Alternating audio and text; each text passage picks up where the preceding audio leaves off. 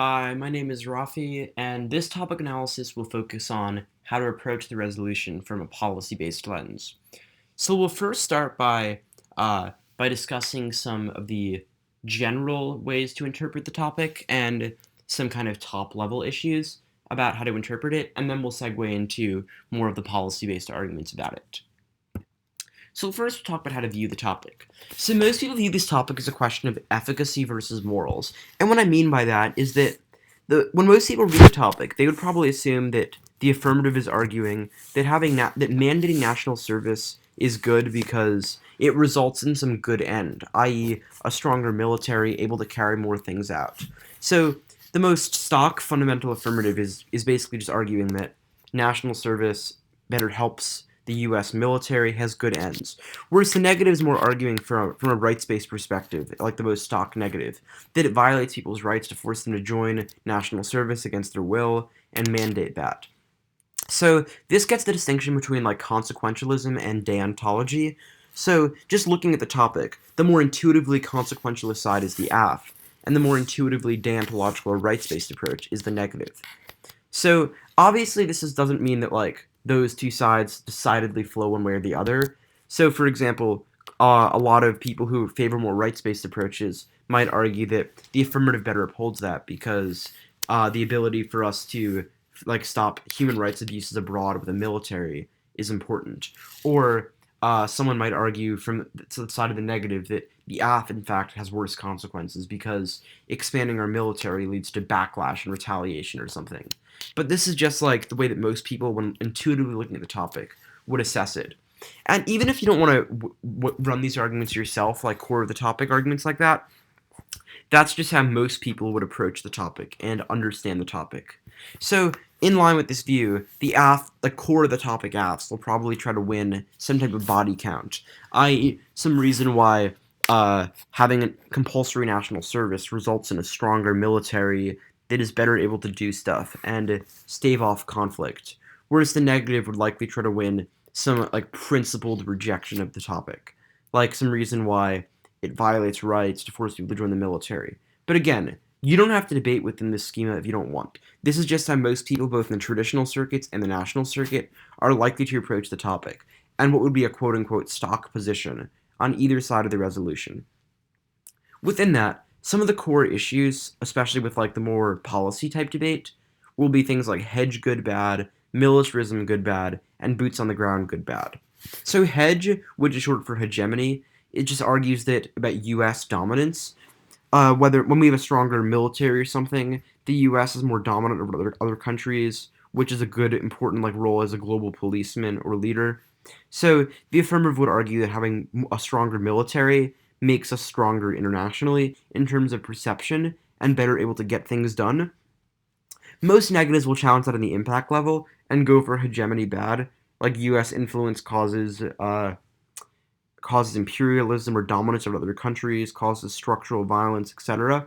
Whereas the AF might argue that like absent U.S. hegemony, there's like China fill in, Russia fill in, etc. Other countries stepping up who will do worse things.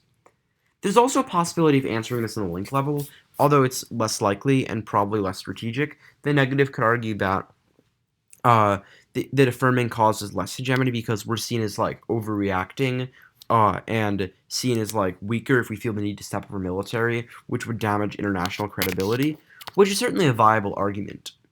Militarism is just what it sounds like, the ability to have a strong military and a culture that like celebrates this type of dominance. So the AF might argue that militarism is good, it's the only way for us to stop threats that are like existential in nature, whereas the negative might go for impact turns, causes a culture of violence that like celebrates death. People like Henry Giroux certainly write about this, which could be a basis of a solid negative critique or just impact turn. Finally, another core argument could be about boots on the ground.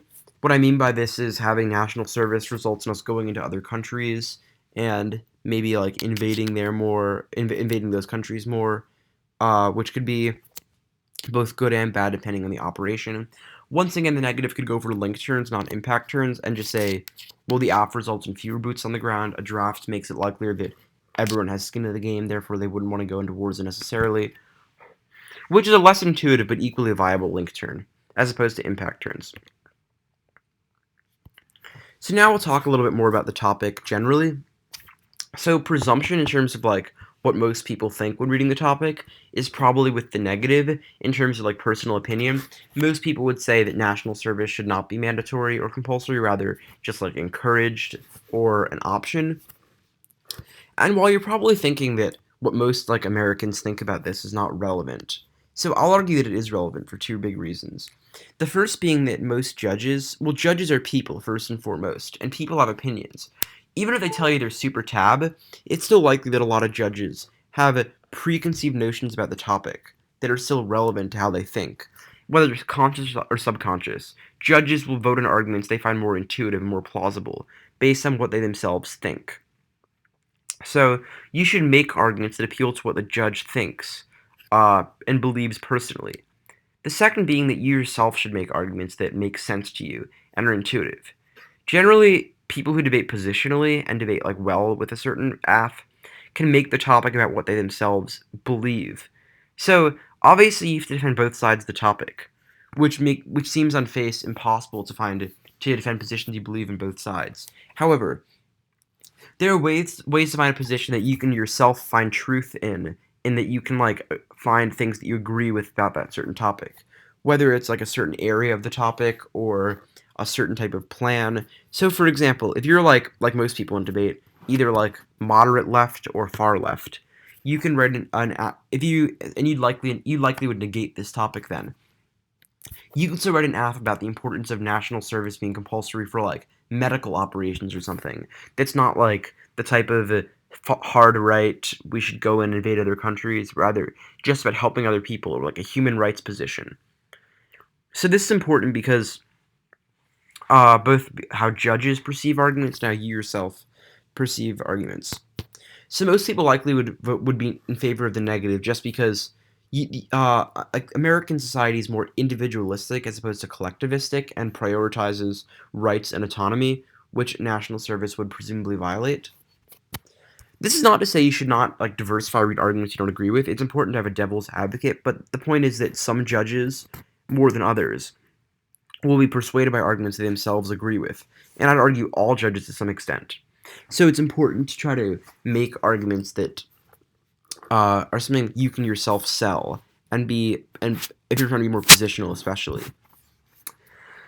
In terms of the topic, like the actor, it seems to be the United States federal government because the resolution questions a national action, and national actions seem to be more about what is done by like a national entity with jurisdiction.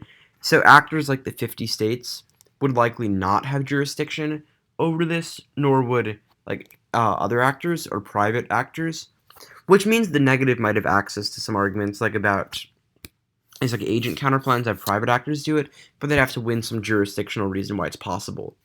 In terms of resolutional conflict, uh, the resolution seems to discuss individuals versus society, in that individuals' rights to not be interfered with versus societal rights to like have people join uh societal rights to have people join this type of uh like a national service and enlist in some way to help others, which could be important. Another type of conflict that will probably be discussed is society versus society, in that if the United States expands its military, it might do more things abroad and affect other countries in adverse ways. So especially other like dominant countries like China or Russia, if we have a much stronger military. So now we'll discuss some definitions. In the United States implies that it's within the geographical boundaries of the United States, but also likely applies the actor that has jurisdiction as the USFG.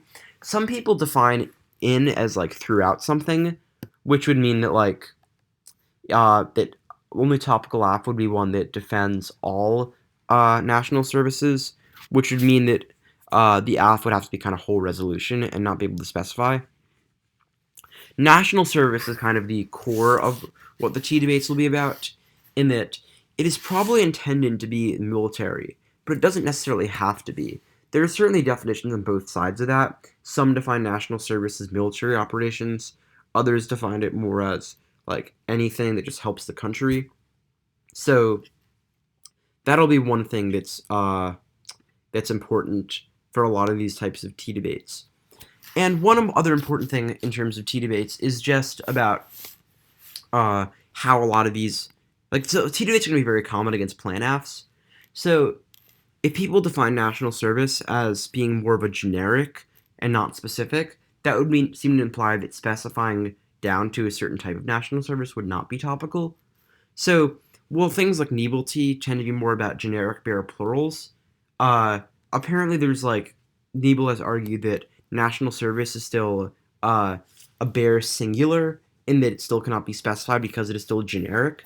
So that would be a position people might argue, or argue that compulsory, which we'll talk about next, is more expansive and means all. So compulsory means mandatory or required. If compulsory means that it's mandatory for all, therefore specifying would also be illegitimate. So these are important to read up on, and I have definitions on both sides of it if you want to read plans, but also go for T against affs that do specify. Finally, ought to be in the resolution is a passive voice construction. It is not saying the USFG should do X, but rather this state of affairs would be desirable. So one kind of fringe word pick /K, but it's an option if you just have nothing else, and could be an OK generic, is the E prime word pick. This just argues that passive voice constructions are bad and cede responsibility. There are certainly some decently big files on this that we probably have access to. But it's not a great argument by any stretch, but it's okay as a generic if you have nothing else against a new affirmative. So now we'll start talking about specific positions. So for the affirmative, there are kind of two umbrellas which we'll discuss things under, whole res affs and plan affs. So whole res affs would just argue that national service is good as a principle. This could access either some hard right advantages or soft left advantages. By hard right, I mean more like conservative arguments like hegemony is good, militarism is good, presence is good. And by hegemony, I mean the type of dominance over other countries by the US. This could be whole res. You could just argue that expanding our military is good, and this would achieve those types of impacts. Or presence would solve extinction in some other region where war is breaking out, or some economy argument. So an example is World War II. Once we instituted a draft during World War II, domestic industries had to step up their game and build things like tanks or bullets, which grew the economy dramatically, took us out of the Great Depression. So having a type of military draft would be good. Another very interesting advantage area could be PMC fill-in. PMCs are private military corporations. These operate as substitutes for governmental action and can be hired and they're contractors. So the argument could be that absent the U.S. stepping up and having national service be mandatory, PMCs will just fill in and do the job, which would non-unique disads, because then there would be military presence regardless. But PMCs might be worse because they have very few checks, are not accountable to a government, etc. So that could be a very strategic advantage area. Under the same umbrella of whole res affs, there could be soft left affirmatives. By this I mean affirmatives that center upon structural violence or materiality being important, and would discuss that. So a whole res aff could talk about inequality in the military, disproportionately poor people sign up or minorities sign up, but a draft would equalize that. Or arguments like human rights violations, military ops stop things like chemical warfare in Syria, etc. So the AF can't, in my opinion, technically fiat a new military operation. They can only really fiat the creation of a national service that would require people to sign up. But they could argue that this would lead to military operations or something like that, because we have more soldiers, therefore it's easier to take part in. So the advantage of a whole res aff is obvious. You wouldn't have to deal with these tea debates about national service. But the downside is just that a lot of negative picks will be devastating. We'll talk about that more on the negative side of things. But if your advantage is something about military operations at a draft, the negative could just argue that other types of things that are national service that are not the draft, for example, we'll talk about that more plans, but the negative could read a lot of picks out of the AF. But then on the flip side of it, the types of plan AFs. So plans can specify either a type of national service or a group of people. So type of national service could be either military or non-military, but again, kind of begs the question of the T debate, what national service definition is accepted. So specifying a type of military operation, you could specify uh, either like we should have a draft, just have people go in and fight, or you could specify a different type of military operation, namely a national service for like medical operations, which could be very strategic for a lot of more critical AFs that don't want to center on like go in, be violent, etc., which could be a good soft left AF. And or something like a military operation that's like not medical, but it could just be like about people going in for some other purpose if you find a solvency advocate for it.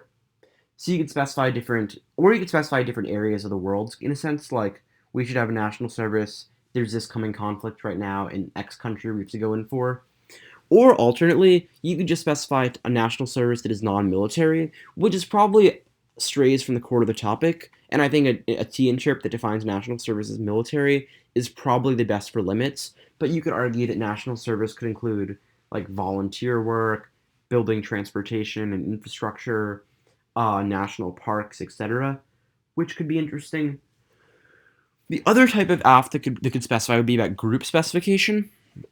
That we should specify like a racial group or like different classifications. Like we should have mandate white people to join the military with like a hard left KF, or uh, rich people should join the military, or people related to government officials. The argument for that one being that if people have to put their money where their mouth is in the government, they're likely not going to declare war willy nilly if their kids' lives are on the lines. So these are all apps that you could definitely consider.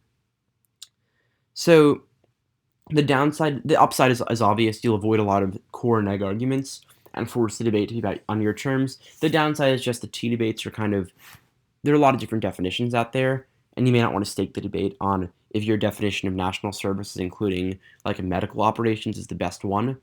But or answering things like Niebel-T, they may argue that national service is expansive rather than specific. But it's totally up to what you want to run and what positions you think are most strategic. So that basically covers the affirmatives. There can be whole res apps, plan apps that specify different groups of people, or that specify down to like a different subset of the population, etc.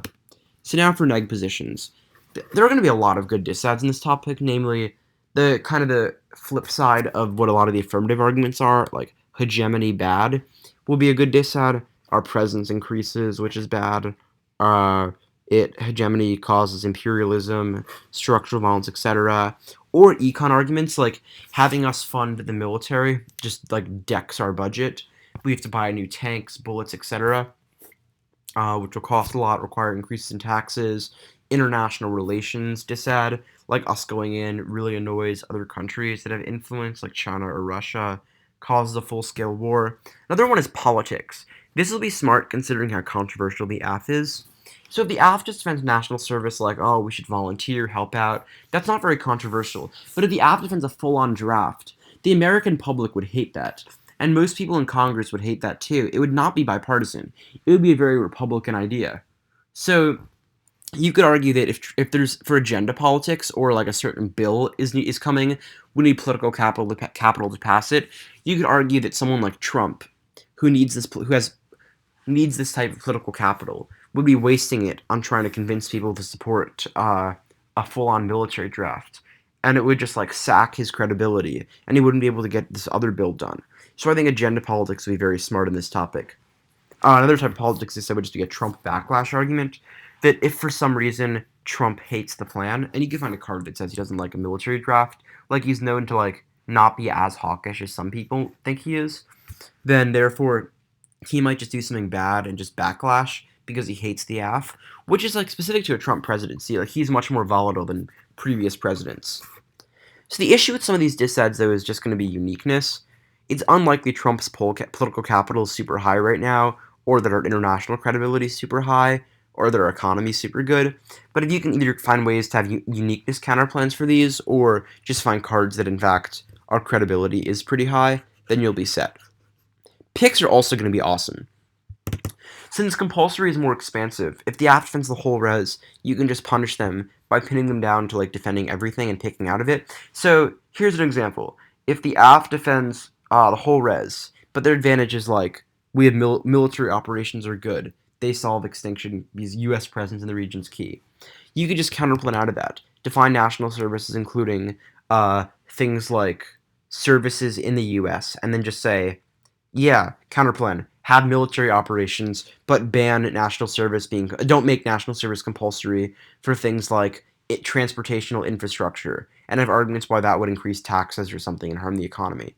So that would just lead to definitional debates in the opposite direction, like the affirmative would go for a definition of national service to justify a permutation, and it'd be kind of like a flip side of T debates, but it's certainly a winnable debate for the negative, and will be very strategic, given the number of picks there are. Picks could be out about military operations, groups, like the plans. It's like a critical pick could argue, like, do the AF just for white people, which would have interesting offense underneath their framework, if it's, or just like it's a critical argument. Additionally, advantage counterplans will be important because they can solve a lot of different AFs. So, for example, if the AF is like about relations with a certain country, like we need to have national service to step up military presence to deter Russia, Russia's going to hit us by accident, like miscalc. You could have some counterplan, improve relations with Russia through like building a communication line, solves miscalc or something. And that way you'd solve the entire AF and could access other disadvantages. So, an example of this would be on the free speech topic, which was last year. The one very strategic advantage counterplan was the ban the military counterplan against militarism AFs. So people would read this and say, yeah, the military is bad, we should ban the military. That solves the entire AF. Here are some topic disads about free speech being bad. Like hate speech, funding, endowments, etc. So that way, the negative, if the AF made a permutation, the negative would still like reduce the risk of the case to zero because the counterplan would solve the entire AF. So any risk of a disadvantage would mean the counterplan was sufficient to solve the AF, but the permutation would link to the disads. There's an external net benefit to the counterplan. The permutation does not shield. So that way, advantage counterplans, even if there's the possibility of permutation, it is still not a good idea to do the permutation, even if it's possible. Finally, process counterplans are certainly going to be a thing as well, in that they agree with the AF action but differ about how to get there. An example is the repurpose counterplan. This is a discussion for a longer lecture in that it's pretty complicated, but the short version is that repurpose just argues we should kind of do the affirmative but change up where the troops are. This is very common on military type topics. So on the college policy topic a few years ago, there were AFs that would say move troops out of this region. The repurpose counterplan would just say, yeah, keep the troops in the region, but just use them for different things like medical operations. That could work on this topic too. If the AF says like national service for troops in this region, and like the advantage is something domestic, like helps the economy to send troops abroad, just counterplan, use the troops for like medical operations. That solves and gets the same benefit of having a national service. If the AF defends like military ops in the plan text. There can also be process counterplans that change the mechanism of the AF, namely the way that compulsory is enforced. If it's enforced through a fine versus prison time, there can be like over-policing disadvantages or something. This is also going to be discussed more in the other topic analyses. There's a lot of good K literature. CAP, militarism, security, FEM, Affirmative, etc. are all very good. Affirmative especially because the AF defends a United States government action, and security because it's like core of the topic. AFs will link about like we need to go into other regions, take action, etc. And we discussed a lot of the disads above, but the one that I want to talk about I did not discuss before is the morale disad. That if we force a draft, it might just like deck U.S. credibility and morale because people will be upset they're forced to go to the army, and a small committed army is better than a large, really sad army. Again, it might have uniqueness problems, but it's certainly worth looking into about why a draft would actually hinder military operations, which could also be a straight turn to a lot of AFs about like U.S. presence, etc., because it might just like make us all really unhappy, which would damage U.S. operations. So that's the topic analysis. If anyone has any questions, feel free to hit me up on Slack or email me at raffi@debatedrills.com, and happy researching. Thank you.